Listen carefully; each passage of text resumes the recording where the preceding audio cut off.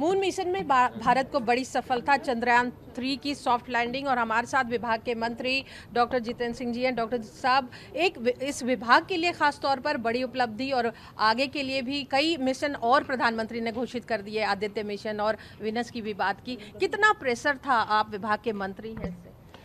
नहीं, प्रेशर तो था, लेकिन प्रेशर को रिलीव करने का यही ढंग रहता है कि उसके लिए मेहनत की जाए। यानी अगर आपको इम्तहान में, परीक्षा में किसी चीज़ की टेंशन है तो उसका समाधान है कि उसके लिए पढ़ाई करनी, तैयारी करनी। तो इसलिए तैयारी इतनी सक्षम थी, दिन रात की मेहनत कई वर्षों से, लगभग 2 बरस से और कई महीनों से तो लगातार।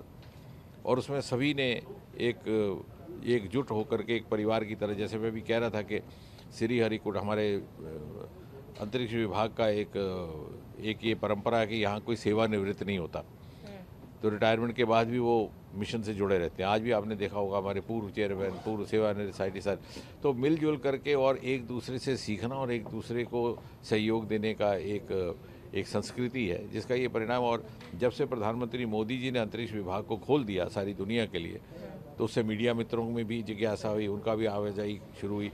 लॉन्चिंग के समय 1000 से अधिक मीडिया मित्र थे, छात्र थे, विद्यार्थी थे सार्वजनिक जीवन से। तो उसका नतीजा आज आपने देखा कि पूरी राष्ट्र ने, पूरी कौम ने, पूरे समाज ने इसको अपनाया, उसको अपना मिशन समझा, क्योंकि कुछ गोपनीयता में नहीं था, सारा कुछ प्रत्यक्ष रूप से था। उन्हें लगा ये हमारा मिशन है और यही मोदी जी जो हमें कहते हैं कि अमृत काल अगले 25 वर्ष, उस क्षमता का प्रतीक है। कहा जा सकता है कि मून मिशन या स्पेस कार्यक्रम का ये अमृत काल माना जा सकता है और भारत आगे भी साउथ पोल में, चंद्रमा के साउथ पोल में कदम रखना एक बड़ी उपलब्धि है। कहीं ना विश्व गुरु की तरफ बढ़ रहा है। बल्कि मैं ये कहूँगा, अगर 25 वर्ष में अगर वो उस शिखर पटल की तरफ की यात्रा का, जिसका उल्लेख प्रधानमंत्री जी अक्सर किया करते हैं, उस यात्रा का प्रारंभ भी अंतरिक्ष के माध्यम से हुआ है। So the journey has started via space. Chandrayaan 2 सफल हुआ तो क्रिटिक ने, खासतौर पर विपक्षी पार्टियों ने कई तमाम आरोप लगाए और अब भी उपलब्धि दी जा रही है। कांग्रेस की तरफ से ट्वीट किया गया और नेहरू जी को इसकी क्रेडिट दी गई शुरुआत की। नहीं, उसका तो एक बड़ा सा संक्षिप्त उत्तर है। जो ये उस दिन भी बात आई थी जब 14 जुलाई को, तो मैंने उन्हीं मीडिया मित्र जी ने पूछा, मैंने कहा आप कभी यहाँ पहले आए? उन्होंने बोला नहीं। मैंने कहा बस यही अंतर है, 60 वर्ष ना मालूम क्यों ये इस बंदिश में हमें पाबंद रखा गया, वो फाटक बंद थे। आज सबकी इसमें भागीदारी भी है, शमूलियत है और सब ने इसको अपनाया है। और हमें मीडिया के मित्रों से भी बहुत सारे सुझाव मिलते हैं। मीडिया के मित्र बहुत सारे इतने जुड़ गए इस मिशन के साथ कि उन्होंने भी पूरी समय सारणी रट ली अपने दिमाग में कि कितने बजे क्या, कितने बजे क्या, और कोई के सुझाव देते। तो इसीलिए आज सर इसको हमने गोपनीयता के पर्दे में नेहरू जी के ही समय से चले आ रहे थे और उनके जो बाद में पीढ़ी दर पीढ़ी जो उनकी सरकारें रही हैं, उन्होंने इसको बंद रखा। कोई जानता नहीं था क्या हो रहा था, नामालूम इसका उनका लाभ क्या था, क्योंकि आज की दुनिया में जब सब कुछ इतनी पारदर्शिता से हो रहा और सब कुछ देखा भी जा सकता है, तो उस समय उसका कोई लॉजिक नहीं था। लेकिन आज जब मोदी जी ने ये निर्णय लिया, पिछली बंदिशें समाप्त की, प्राइवेट सेक्टर को इजाज़त दे दी, आज हमारे पास 150 से अधिक प्राइवेट स्टार्टअप्स हैं। बहुत से उनमें से एंटरप्रेन्योर बन गए और विश्व स्तर का काम कर रहे हैं। आखिरी के 17 मिनट जो थे, हमने देखा आपके लिए भी नेल बाइटिंग मोमेंट था और हम सब भी साथ थे।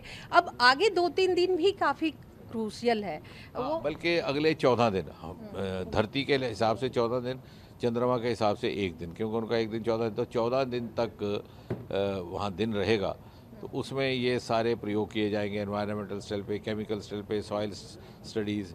और 14 दिन के बाद जब रात ढलेगी तो रात वहाँ लंबी भी होती है और ठंडी भी होती है।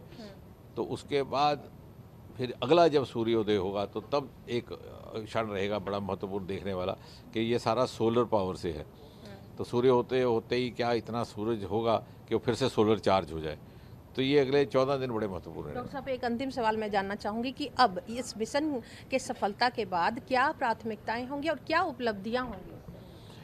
सबसे पहले ये कि बड़ा कॉस्ट इफेक्टिव मिशन रहा। ये 6,000 करोड़ कोई ज़्यादा राशि नहीं है अगर आप करें तुलना की। जो रूस का मिशन था लगभग 16,000 करोड़ तक जो नाकामयाब रहा। और इसमें ह्यूमन रिसोर्स का बहुत अधिक उपयोग था, ग्रेविटेशनल फोर्सेस का उपयोग किया गया, कहाँ जाना, फिर चंद्रमा की ग्रेविटी तो उसका लाभ लेना। जैसे रूस का मिशन तो सीधा सीधा जा रहा था स्पीड में, क्योंकि उनके पास फ्यूल भी ज़्यादा था, पैसा भी ज़्यादा था, लेकिन आप अपना पैसा बचा भी रहे थे। जैसे आप गाड़ी चलाने ढलाना ही आपने न्यूट्रल लगा दिया, पेट्रोल बचा लिया, उस तरह से करते करते ये एक प्रमाण है कि भारत में कितनी क्षमता है कि पूरा एक पूरी एक ऐसी व्यवस्था जिसमें पूरा समन्वय हो, उसको लेकर के आगे बढ़ना।